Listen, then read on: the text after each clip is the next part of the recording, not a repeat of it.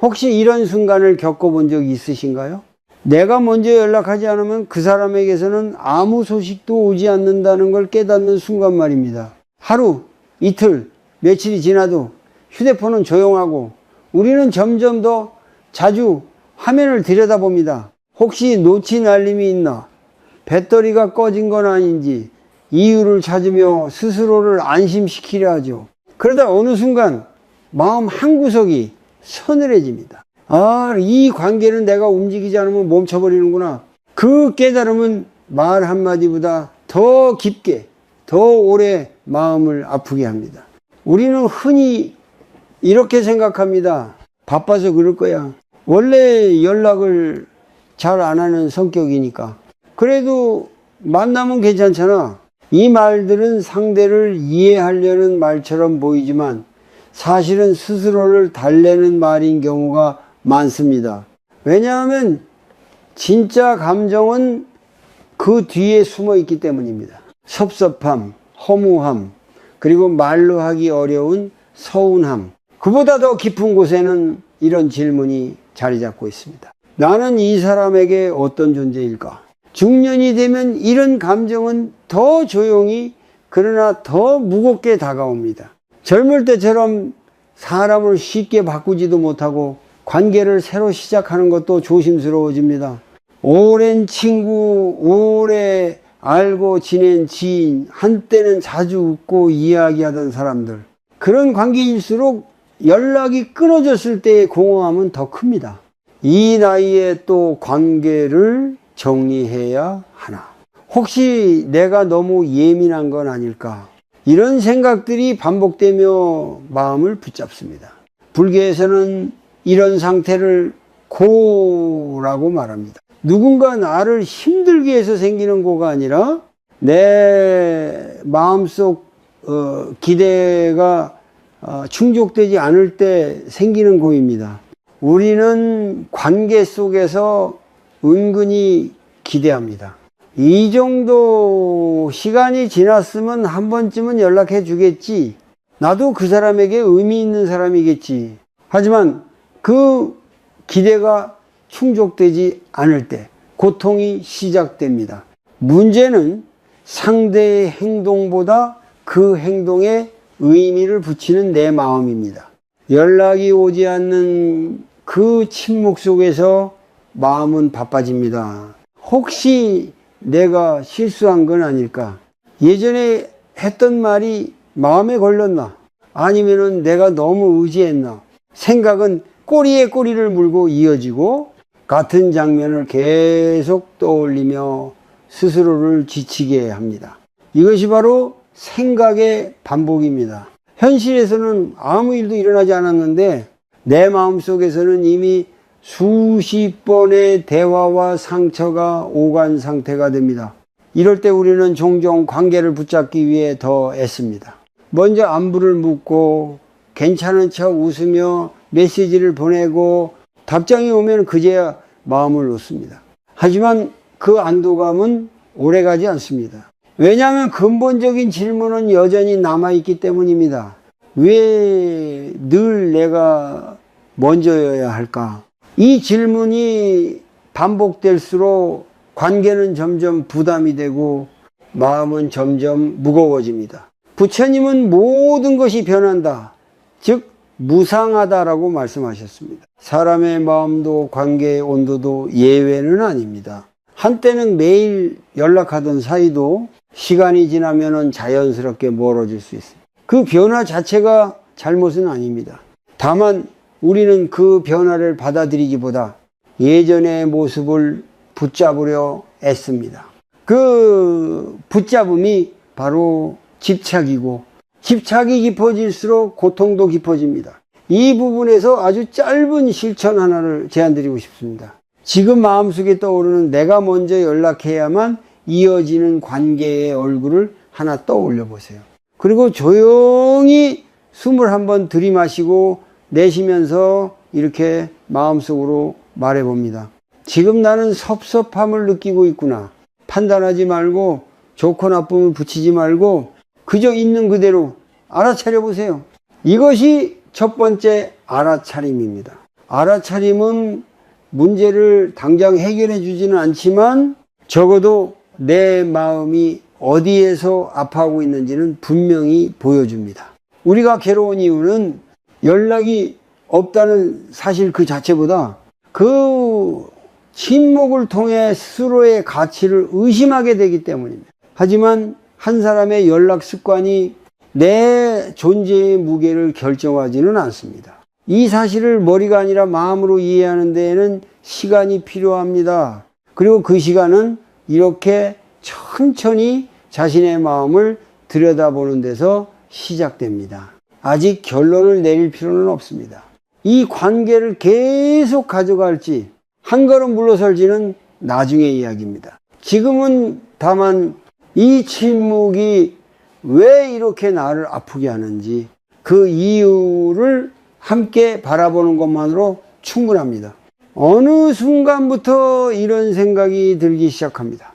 혹시 내가 그 사람 인생에서 우선순위가 아닌 건 아닐까? 이 생각은 조용하지만 날카롭습니다. 누가 직접 말한 적도 없고 확인한 적도 없지만 연락이 오지 않는 시간이 길어질수록 마음속에서는 점점 더 사실처럼 굳어집니다. 그리고 그 생각 하나가 관계 전체를 흔들어 놓습니다. 사실 많은 경우 먼저 연락하지 않는 사람의 마음은 아주 단순합니다. 그들은 우리를 싫어하지도 미워하지도 않습니다. 다만 지금의 삶에서 우리에게 연락을 해야 할 이유가 앞쪽에 놓여 있지 않을 뿐입니다. 일, 가족, 돈, 건강, 당장 처리해야 할 문제들, 중년 이후의 삶은 늘 이렇게 급한 것들로 가득 차 있습니다. 그 틈에서 어떤 사람은 자연스럽게 뒤로 밀려납니다. 의도하지 않았지만 결과적으로는 우선순위가 아닌 사람이 되는 것이죠. 여기서 중요한 점은 이것입니다. 우선순위에서 밀려났다는 사실이 내가 가치 없는 사람이라는 뜻은 아니라는 것입니다. 하지만 우리는 종종 이 둘을 같은 것으로 착각합니다. 연락이 없다는 사실을 나는 중요하지 않다라는 평가로 바꿔버립니다. 이 순간 고통은 관계에서가 아니라 내 마음속 해석에서 시작됩니다. 불교에서는 이를 분별심이라고 부릅니다. 있는 그대로의 사실 위에 내 생각과 판단을 덧붙이는 마음입니다. 사실은 단순합니다. 그 사람은 연락하지 않았습니다.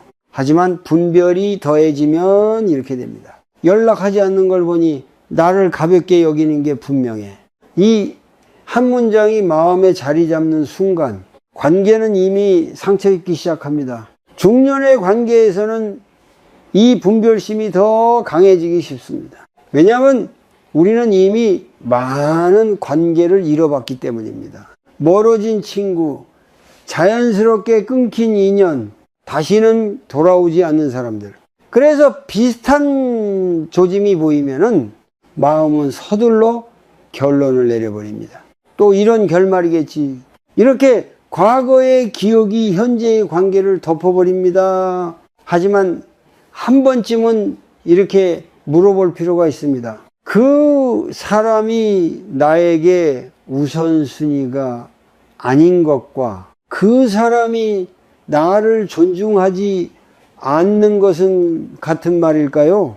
모든 관계가 인생의 중심에 놓일 수는 없습니다. 어떤 사람은 중심에 있고 어떤 사람은 주변에 머뭅니다.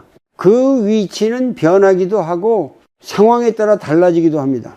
그 변화 자체를 잘못이라고 할 수는 없습니다. 문제는 우리가 그 위치를 받아들이지 못할 때 생깁니다.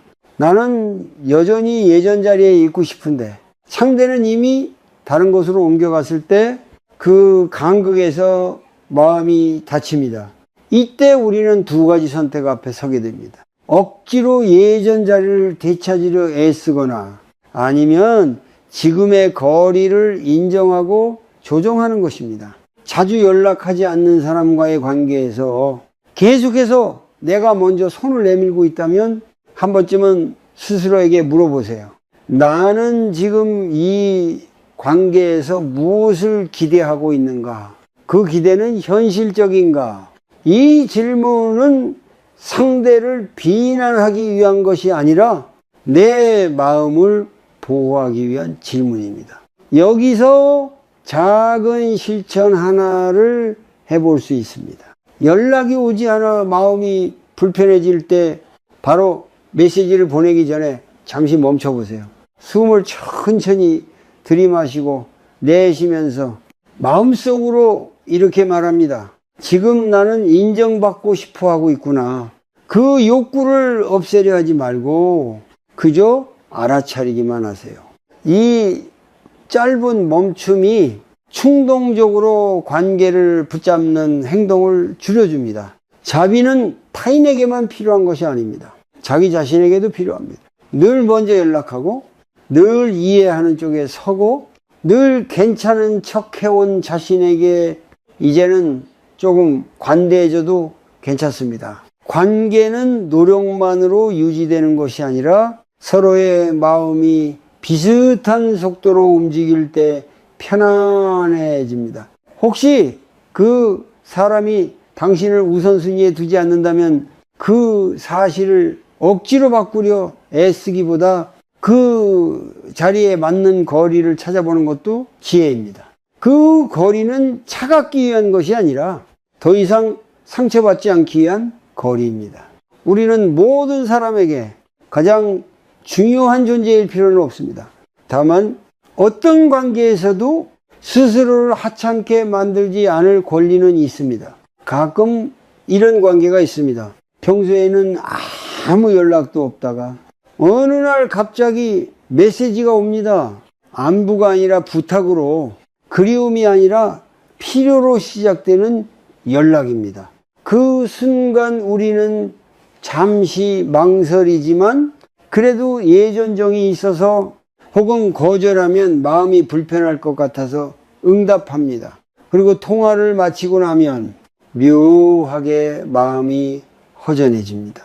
이런 관계에서 먼저 연락하지 않는 사람의 속마음은 생각보다 차갑지도 복잡하지도 않습니다. 필요할 때는 떠오르지만 그 외의 시간에는 굳이 생각나지 않는 사람, 이것이 그들의 솔직한 위치일 수 있습니다. 잔인하게 들릴지 모르지만 현실에서는 이런 관계가 의외로 많습니다. 중년 이후의 인간관계는 자연스럽게 기능 중심으로 바뀌는 경우가 많습니다. 누군가는 정보를 주는 사람, 누군가는 들어주는 사람, 누군가는 도와주는 사람으로 역할이 굳어집니다. 문제는 그 역할이 일방적일 때입니다. 나는 늘 도움을 주는 쪽인데 상대는 내가 어떤 하루를 보내는지 궁금해하지 않습니다. 그때 마음속에서는 설명하기 어려운 피로가 쌓입니다. 불교에서는 이런 상태를 집착 속의 자비라고 표현할 수 있습니다. 돕고 싶은 마음은 분명 자비일 수 있지만 그 자비가 나를 소진시키고 있음에도 멈추지 못한다면 그 안에는 집착이 섞여 있습니다. 그래도 내가 필요할 때 찾는 사람이니까 내가 안 도와주면 이 인연이 끊어질지도 몰라. 이런 생각이 나를 붙잡고 놓아주지 않습니다.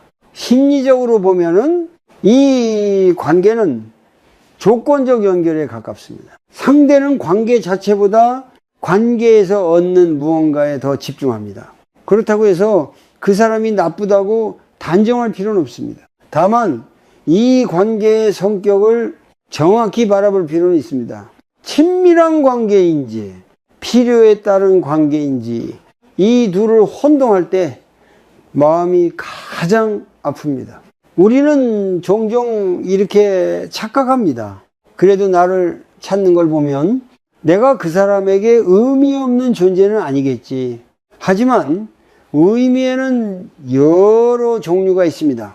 정서적인 의미, 실질적인 의미, 편의적인 의미, 어떤 의미를 원하고 있는지 그 의미를 이 관계에서 정말 얻고 있는지 스스로에게 물어야 할 시점이 옵니다. 중년의 삶에서는 이 질문이 특히 중요해집니다.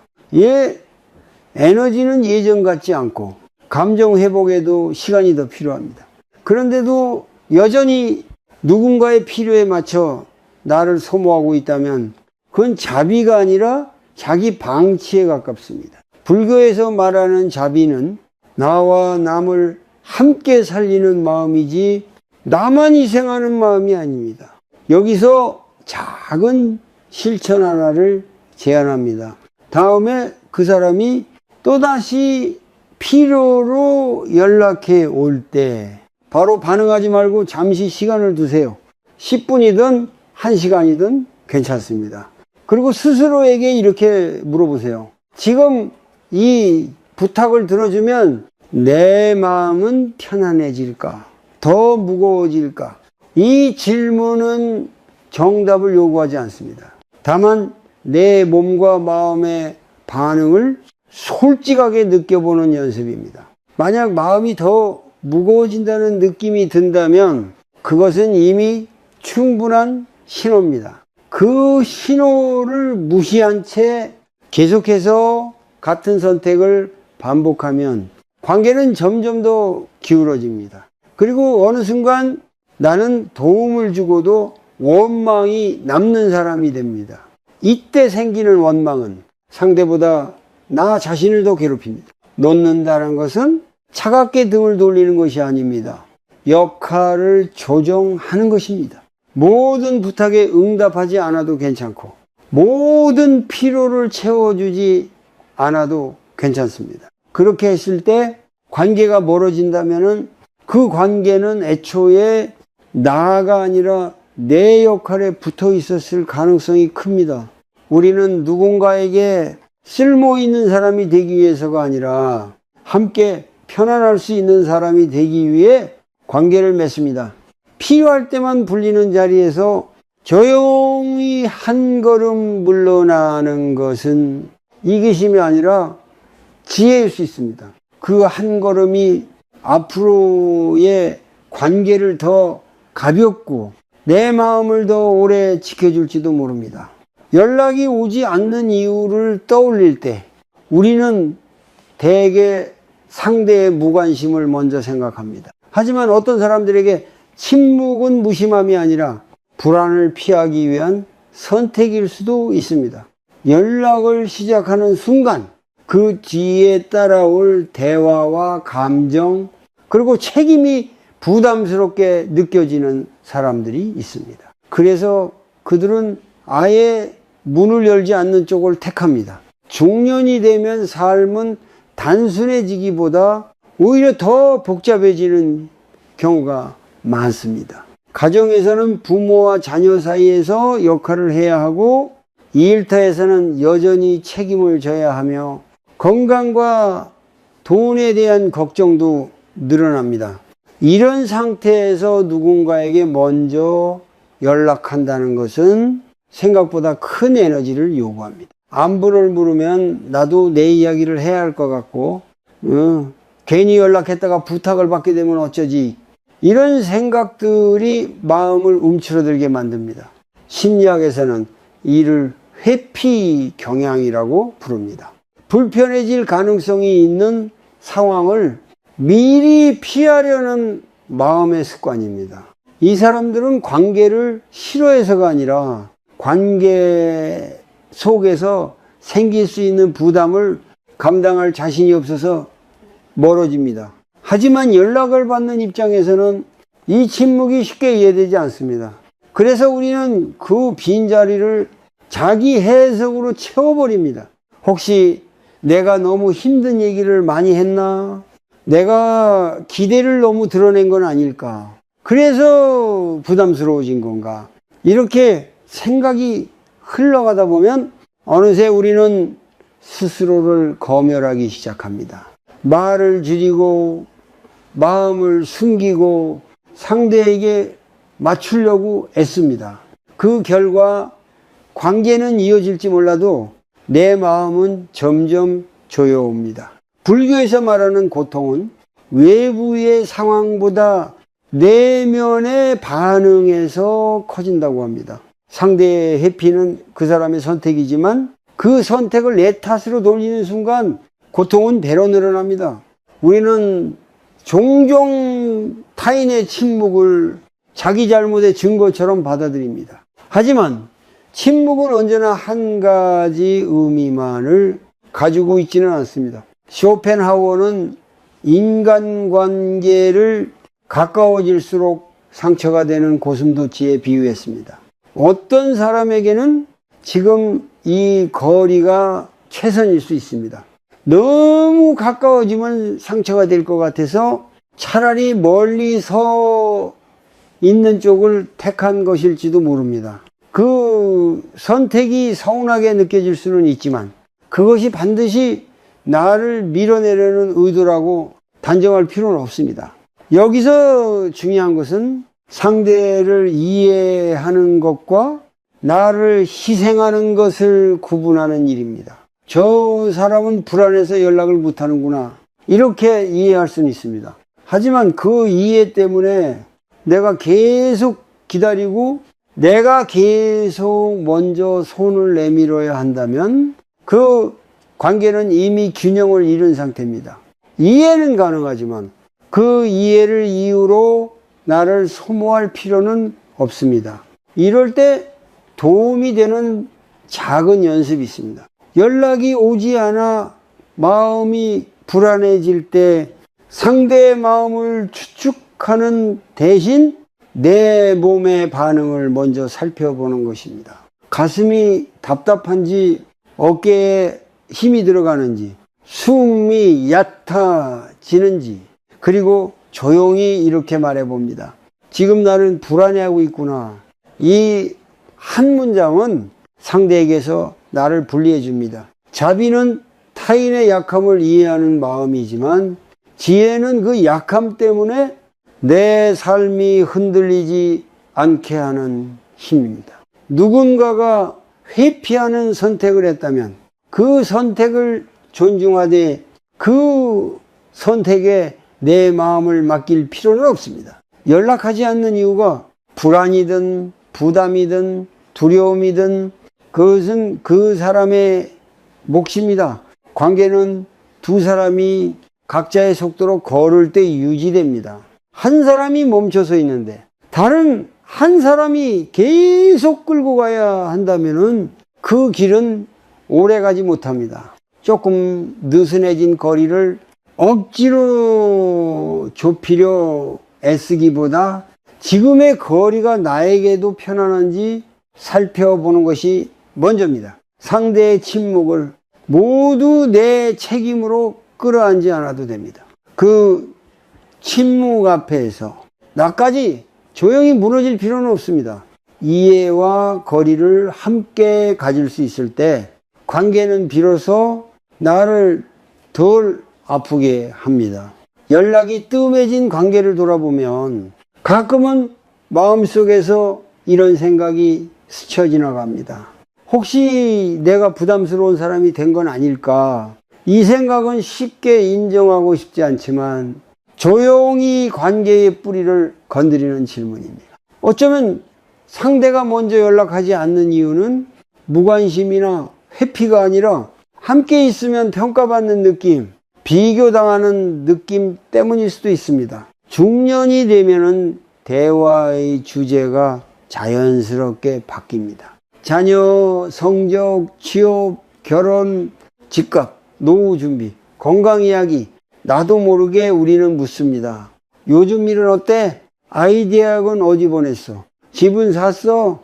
질문 자체는 안 보일 수 있지만 듣는 사람에게는 자신의 삶을 설명해야 하는 시험처럼 느껴질 때가 있습니다. 그래서 어떤 사람은요, 아예 연락을 피하는 쪽을 선택합니다. 통제하려는 의도는 없었을지도 모릅니다. 그저 관심이 없고 대화를 이어가기 위한 말이었을 수 있습니다. 하지만 반복되면 상대는 만나면 늘 비교되는 자리라고 느끼게 됩니다. 그때부터 관계는 편안함 대신 긴장을 품게 됩니다. 연락을 먼저 하지 않는 것은 그 긴장을 피하려는 조용한 선택일지도 모릅니다. 불교에서 말하는 집착은 무언가를 꼭 쥐고 놓지 않으려는 마음입니다. 관계에서도 마찬가지입니다. 우리는 이 정도는 공유해야 해. 이 정도 질문은 할 수 있지. 이런 생각이 쌓이면 나도 모르게 상대의 경계를 넘게 됩니다. 그리고 그 경계를 넘는 순간 관계는 서서히 숨이 막히기 시작합니다. 또 다른 형태의 집착은 정해진 방식의 친밀함을 요구하는 것입니다. 자주 연락해야 친한 거고 빠르게 답해야 성이 있는 거라는 기준. 이 기준이 강할수록 그 기준을 감당하기 힘든 사람은 자연스럽게 뒤로 물러섭니다. 그 결과 우리는 또다시 상처를 받습니다. 왜 나만 애쓰는 것 같지? 여기서 잠시 멈춰 나 자신을 향해 질문해 볼 필요가 있습니다. 나는 이 관계에서 상대를 이해하려고 했을까? 아니면은 나의 기준에 맞추려고 했을까? 상대의 속도를 존중했을까? 아니면 내 불안을 달래기 위해 관계를 조이고 있었을까? 이 질문은 자책을 위한 것이 아니라 관계를 더 건강하게 바라보기 위한 질문입니다. 작은 실천 하나를 제안합니다. 다음에 누군가와 연락을 하거나 만날 때 의식적으로 질문의 수를 줄여보세요. 조언하고 싶은 말을 한 번 더 삼켜보고 평가로 들릴 수 있는 말 대신 느낌을 나누는 말을 선택해 보세요. 요즘 많이 힘들어 보였어. 네 얘기를 들으니까 마음이 좀 느껴졌어. 이런 말은 상대를 방어하지 않게 합니다. 또 하나의 연습은 연락의 빈도에 대한 기대를 내려놓는 것입니다. 며칠에 한 번이어도 괜찮고 한동안 소식이 없어도 괜찮다고 스스로에게 말해보세요. 그 불편함을 견디는 동안 우리는 내 안에 있는 통제 욕구와 불안을 만나게 됩니다. 그것을 억누르지 말고 그저 바라보는 것이 수행입니다. 자비는 상대를 편하게 하는 마음이고 지혜는 나를 지키는 태도입니다.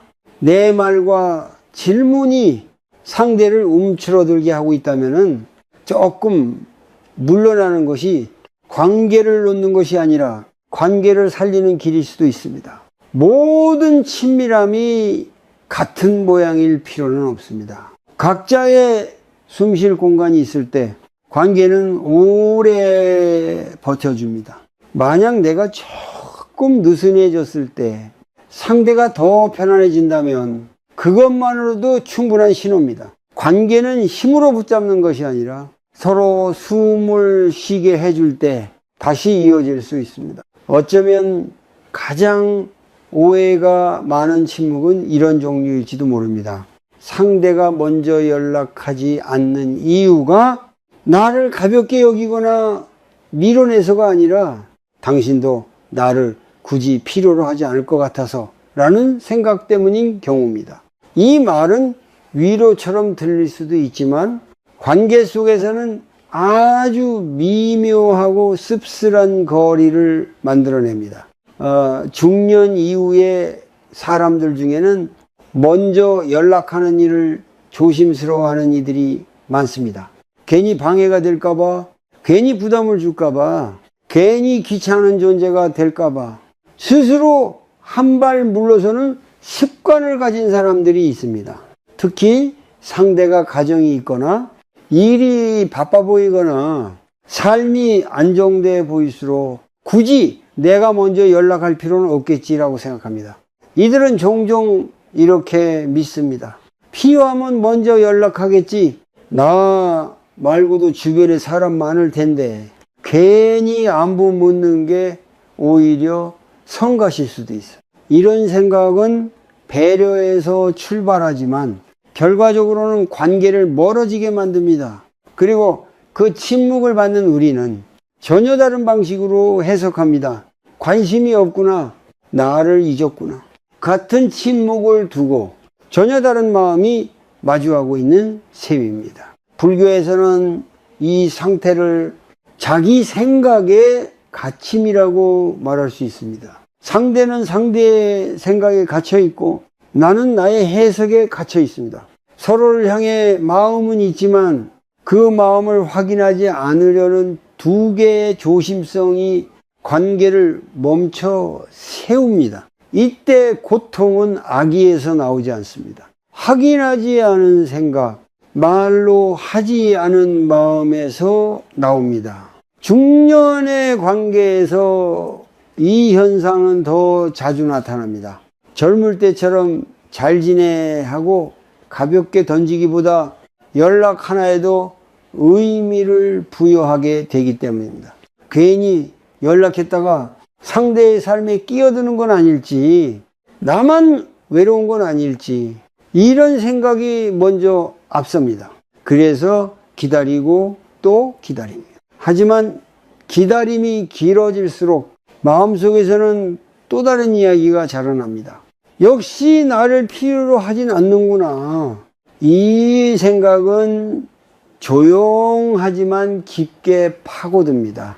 그리고 어느 순간 나는 상대를 그리워하면서도 연락하지 않는 사람이 됩니다. 서로가 서로를 배려한다고 믿으며 아무도 먼저 손을 내밀지 않는 관계, 이런 관계는 미움 없이도 충분히 멀어질 수 있습니다. 여기서 중요한 질문이 하나 있습니다. 나는 정말 그 사람에게 아무것도 필요 없는 존재일까? 이 질문은 상대에게 던지는 질문이 아니라 내 마음을 향한 질문입니다. 우리는 스스로를 너무 쉽게 불필요한 사람 자리에 앉혀놓습니다. 특히 나이가 들수록 쓸모와 역할로 자신을 판단하는데 익숙해집니다. 하지만 관계는 필요만으로 유지되지 않습니다. 그저 떠오르고 그저 안부가 궁금해서 이어지는 마음도 분명 존재합니다. 이럴 때 도움이 되는 작은 연습이 있습니다. 연락이 오지 않는 상황에서 상대의 마음을 단정하지 말고 두 가지 가능성을 동시에 떠올려 보는 것입니다. 나를 필요로 하지 않아서일 수도 있다. 그리고 나를 배려해서 기다리고 있을 수도 있다. 이 두 생각을 함께 두는 연습은 마음을 한쪽 결론으로 몰아가지 않게 해줍니다. 이것이 바로 중도입니다. 또 하나의 실천은 아주 가벼운 표현을 시도해 보는 것입니다. 길고 무거운 안부가 아니라 부담 없는 한 줄. 문득 생각나서 요즘 이런 날씨에 네가 떠올랐어. 이런 말에는 대답을 요구하는 힘이 거의 없습니다. 그저 마음이 있었다는 표시일 뿐입니다.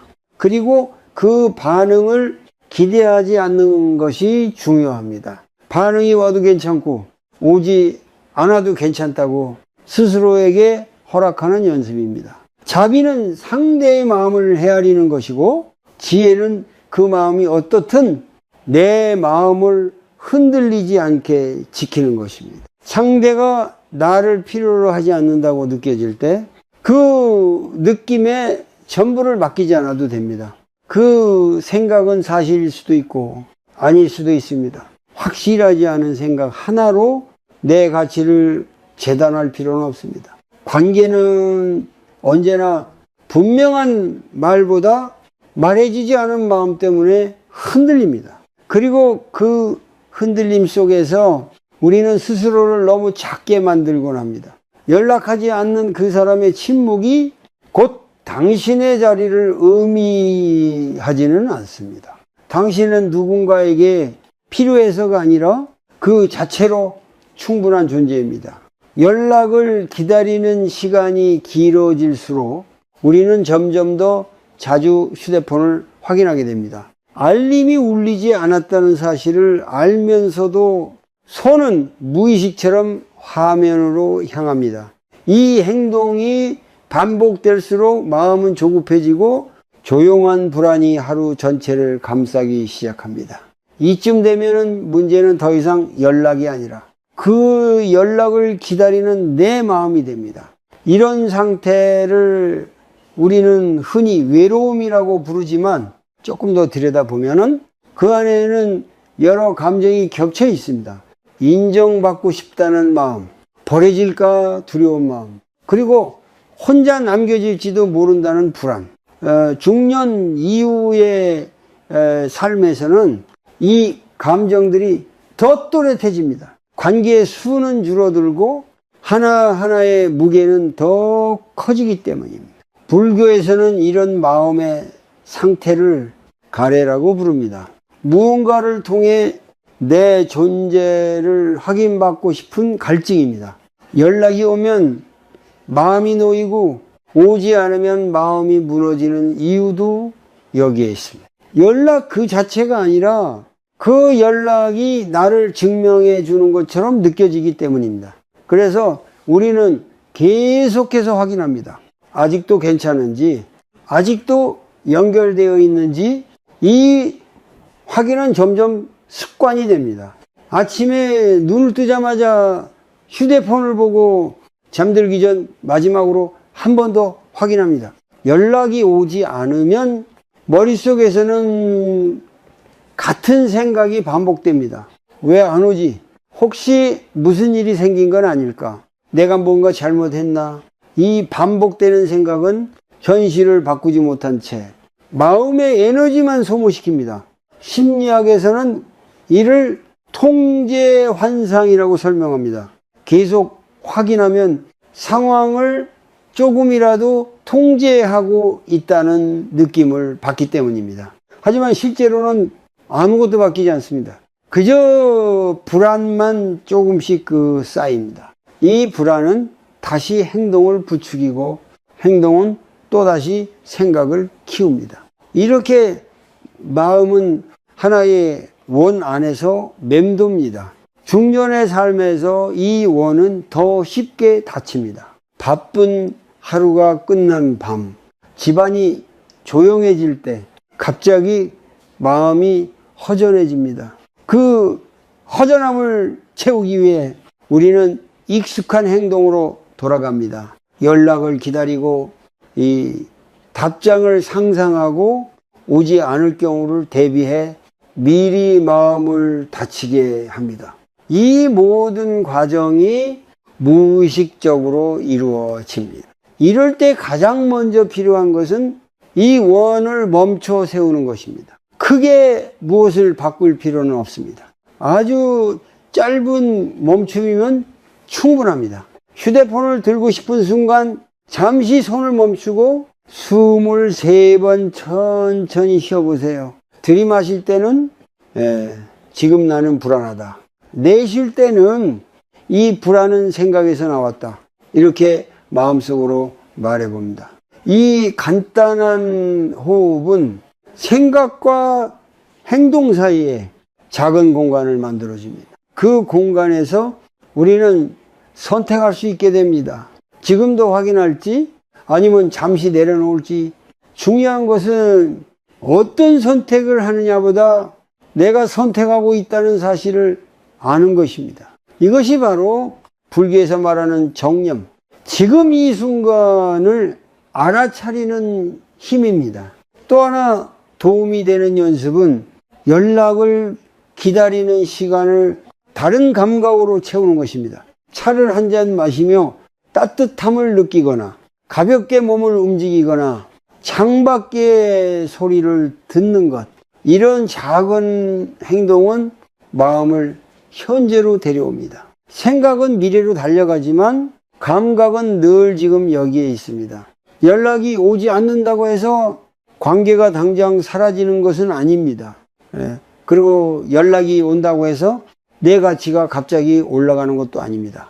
이 사실을 머리가 아니라 몸으로 이해하는 데에는 시간이 필요합니다. 그 시간은 이렇게 반복되는 불안의 고리를 조금씩 느슨하게 만드는 데서 시작됩니다. 우리는 종종 관계 때문에 불안해진다고 말하지만 사실은 불안한 마음이 관계를 붙잡고 있는 경우도 많습니다. 그 마음을 탓하지 말고 조용히 바라보는 연습을 해보세요. 연락을 기다리는 그 순간에도 당신의 하루와 당신의 숨은 여전히 여기 있습니다. 관계를 내려놓는다는 말을 들으면 많은 사람들은 먼저 차가운 이별을 떠올립니다. 다시는 보지 않겠다는 결심, 마음을 닫고 등을 돌리는 장면 말입니다. 하지만 불교에서 말하는 노음은 사람을 버리는 일이 아닙니다. 붙잡고 있던 내 마음의 힘을 조금 풀어주는 일에 가깝습니다. 우리는 흔히 관계를 눈에 보이지 않는 실로 묶어둡니다. 연락의 빈도, 답장의 속도, 관심의 크기 같은 것들로 상대를 재고 그 실이 느슨해질 때마다 불안해집니다. 그래서 다시 조이고 더 세게 묶으려 합니다. 하지만 아이러니하게도 실을 세게 조일수록 관계는 더 숨이 막히게 됩니다. 불교에서는 이 붙잡음의 상태를 집착이라고 부릅니다. 집착은 사랑의 반대가 아닙니다. 두려움의 다른 이름입니다. 잃을까봐, 멀어질까봐, 내가 의미 없는 사람이 될까봐 마음을 놓지 못하는 상태입니다. 그래서 우리는 상대의 작은 행동 하나에도 마음이 크게 흔들립니다. 놓는다는 것은 그 두려움을 없애는 것이 아니라 그 두려움에 끌려다니지 않겠다고 결정하는 일입니다. 상대가 연락하지 않아도 그 사실 하나로 내 하루가 무너지지 않게 하는 것, 그것이 진짜 노음의 시작입니다. 중년 이후의 삶에서는 이 노음이 더욱 중요해집니다. 체력도, 감정의 회복력도 예전 같지 않기 때문입니다. 그런데도 여전히 확답 없는 관계에 마음을 묶어두면 삶의 에너지가 조용히 새어나갑니다. 그래서 이 시기의 노음은 포기가 아니라 자기 보호에 가깝습니다. 여기서 한 가지 오해를 짚고 가야 합니다. 놓으면 관계가 끝날까봐 두렵다는 생각입니다. 하지만 많은 경우 관계를 끝내는 것은 노음이 아니라 과도한 집착입니다. 계속 확인하고 계속 요구하고 계속 의미를 묻다 보면 상대는 더 멀어집니다. 반대로 마음을 조금 내려놓으면 관계는 의외로 자연스러운 자리를 찾기도 합니다. 노음의 연습은 아주 작은 선택에서 시작됩니다. 연락이 오지 않는 날, 그 이유를 끝까지 해석하지 않기로 하는 것, 답장이 늦어질 때 그 시간을 나를 돌보는 데 쓰는 것, 이 선택 하나하나가 마음의 실을 조금씩 느슨하게 합니다. 느슨해진 실은 관계를 끊지 않습니다. 오히려 숨 쉴 공간을 만들어줍니다. 불교에서 말하는 중도는 붙잡지도 밀어내지도 않는 태도입니다. 상대를 완전히 끊어내지도 않고 내 삶의 중심에 억지로 두지도 않는 것. 이 중도의 자리에 서면 관계는 나를 흔드는 대상이 아니라 그저 내 삶의 한 부분이 됩니다. 중심은 여전히 내 호흡과 내 하루에 있습니다. 이런 태도를 기르기 위한 간단한 실천을 하나 제안합니다. 연락이 오지 않아 마음이 흔들릴 때 조용히 자신에게 이렇게 말해보세요. 이 사람과의 관계가 내 전부는 아니다. 처음에는 이 말이 공허하게 들릴 수 있습니다. 하지만 반복할수록 마음은 조금씩 한 곳에만 매달리지 않는 법을 배웁니다.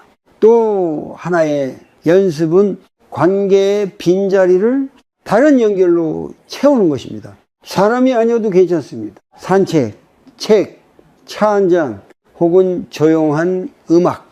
이런 작은 연결은 내 마음이 한 사람에게만 의존하지 않게 도와줍니다. 그 결과 연락 하나에 삶 전체가 흔들리는 일은 점점 줄어듭니다. 노음은 무관심이 아닙니다.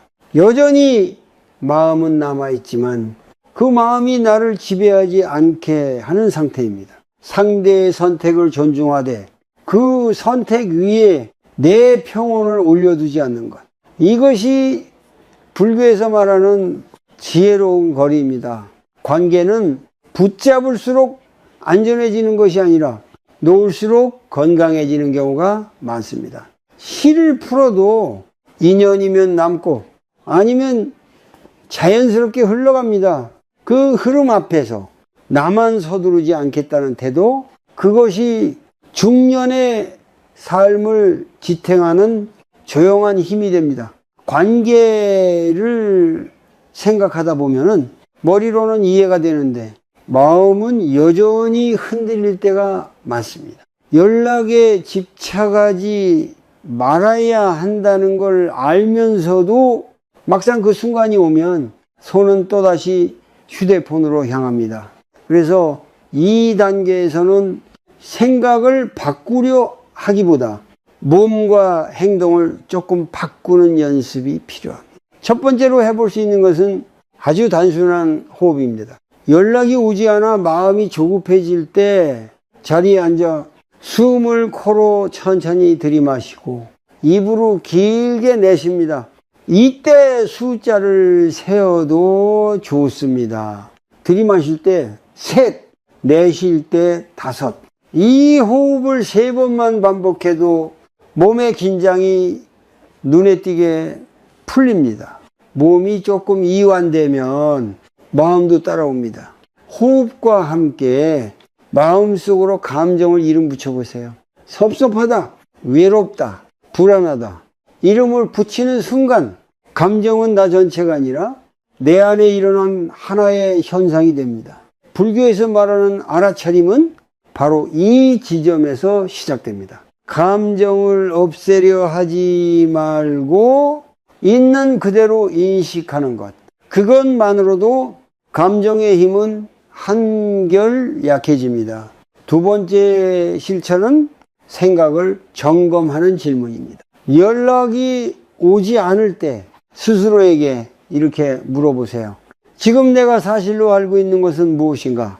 그리고 사실이 아닌데 내가 확신하고 있는 것은 무엇인가? 사실은 단순할 수 있습니다. 연락이 아직 오지 않았다. 그 위에 얹힌 해석은 다양합니다. 나를 무시한다? 필요 없다고 느낀다? 이미 관계가 끝났다. 이 둘을 구분하는 연습은 마음을 현실로 되돌려 줍니다. 세 번째는 아주 작은 행동의 변화입니다. 늘 먼저 연락하던 사람에게 일주일만 먼저 연락하지 않아 보는 것입니다. 이 실천은 상대를 시험하기 위한 것이 아닙니다. 내 마음을 관찰하기 위한 연습입니다. 연락하지 않는 동안 내가 어떤 감정을 느끼는지, 불안이 어떻게 올라왔다가 사라지는지 그 과정을 지켜보는 것입니다. 이 관찰은 내가 얼마나 이 관계에 마음을 묶어두고 있었는지를 솔직하게 보여줍니다. 네 번째 실천은 부담 없는 표현을 연습하는 것입니다. 연락을 끊거나 완전히 내려놓을 준비가 안 됐다면 기대 없는 메시지를 보내보세요. 답장 안 해도 괜찮아. 그냥 생각나서 남겨. 이 말은 상대를 위한 말이면서 동시에 나 자신을 보호하는 말입니다. 이렇게 표현하면 연락의 결과에 마음이 덜 흔들립니다. 다섯 번째는 관계 외의 기준을 세우는 연습입니다. 오늘 하루를 돌아보며 연락과 상관없이 괜찮았던 순간을 3가지 떠올려 보세요. 따뜻한 햇볕, 맛있었던 식사, 몸이 편안해진 순간. 이 연습은 내 하루의 가치가 한 사람의 반응에 의존하지 않도록 도와줍니다. 중년 이후의 삶에서는 이 기준이 특히 중요합니다. 이 모든 실천에서 가장 중요한 태도는 성과를 기대하지 않는 것입니다. 오늘 해봤는데도 여전히 불안할 수 있습니다. 괜찮습니다. 수행은 한 번에 마음을 바꾸는 일이 아니라 같은 자리로 조금 덜 흔들리며 돌아오는 연습입니다. 불안해졌다는 사실을 알아차렸다면 이미 한 걸음은 내디딘 것입니다. 자비는 잘하지 못하는 나를 나무라지 않는 마음입니다. 연락을 또 기다렸다고 해서 스스로를 실망시키지 마세요. 그만큼 그 관계가 당신에게 의미 있었음을 인정해 주는 것이 먼저입니다. 그리고 그 의미를 인정한 뒤에야 조금씩 거리를 조절할 힘이 생깁니다. 이 작은 실천들은 관계를 단번에 바꾸지는 않습니다. 하지만 내 마음의 중심을 조금씩 제자리로 돌려놓습니다. 그 중심이 바로 설 때 연락이 오든 오지 않든 당신의 하루는 예전보다 훨씬 덜 흔들리게 됩니다. 어느 순간부터 삶은 누구와 연결되어 있는가 보다 누구와 함께 있을 때 내 마음이 편안해지는가를 묻기 시작합니다. 연락이 자주 오느냐 보다 그 사람을 떠올렸을 때 내 안이 조금이라도 따뜻해지는지가 더 중요한 기준이 됩니다. 이 질문은 관계를 정리하라는 말이 아니라 관계를 다시 선택하라는 초대에 가깝습니다. 중년 이후의 인간관계는 자연스럽게 가지치기가 됩니다. 의도하지 않아도 삶의 무게가 가벼운 인연과 무거운 인연을 구분해 줍니다. 이때 중요한 것은 누가 떠났는지를 세는 것이 아니라 누가 남았는지를 바라보는 일입니다. 그리고 남아있는 인연들이 나를 지치게 하는지 아니면 나를 살게 하는지를 조용히 살펴보는 것입니다. 우리는 종종 이렇게 착각합니다. 연락을 먼저 하지 않으면 관계가 끊어질 것이라고. 하지만 정말 이어질 인연은 조금 느슨해져도 다시 만날 길을 찾습니다. 반대로 늘 애써야만 유지되는 관계는 이미 한쪽으로 기울어 있었을지도 모릅니다. 이 사실을 받아들이는 것은 패배가 아니라 성숙입니다. 불교에서는 모든 인연에는 때가 있다고 말합니다. 머무를 때가 있고 흘러갈 때가 있습니다. 그 흐름을 억지로 붙잡을수록 마음은 더 거칠어집니다. 흘러가야 할 것을 보내줄 때 비로소 새로운 자리가 생깁니다. 그 자리는 더 편안한 관계 혹은 혼자여도 괜찮은 시간으로 채워질 수 있습니다. 관계를 선택한다는 것은 사람을 고르는 일이 아니라 나의 상태를 존중하는 일입니다. 이 사람과 있을 때 나는 나 자신으로 있어도 되는가? 침묵이 흘러도 불안하지 않은가? 연락이 없어도 나를 잃어버리지 않는가? 이 질문에 조금이라도 아니오가 많다면 그 관계는 조금 멀리 두어도 괜찮습니다. 여기서 마지막으로 아주 간단한 마음의 기준을 제안합니다. 연락을 기다리게 만드는 관계보다 연락이 없어도 하루를 잘 살아가게 해주는 관계를 선택하세요. 그 관계가 사람이 아닐 수도 있습니다. 자신의 루틴, 몸을 돌보는 시간, 마음을 쉬게 하는 습관, 이런 것들도 충분히 삶의 동반자가 될 수 있습니다. 자비는 상대를 이해하는 마음이지만 동시에 나를 해치지 않겠다는 약속입니다. 누군가를 미워하지 않으면서도 거리를 둘 수 있고 고마움을 품은 채 물러날 수도 있습니다. 이 태도는 냉정함이 아니라 깊은 존중에서 나옵니다. 연락을 먼저 하지 않는 사람을 억지로 바꾸려 하지 마세요. 그 사람의 방식은 그 사람의 삶에서 나온 것입니다. 다만 그 방식이 당신을 계속 아프게 한다면 당신은 다른 선택을 할 수 있습니다. 그 선택은 조용하고 눈에 띄지 않지만 삶의 방향을 바꿉니다. 마지막으로 이 말을 마음에 남겨보세요. 누군가의 반응이 당신의 가치를 결정하지 않습니다. 연락의 빈도가 당신의 소중함을 증명하지 않습니다.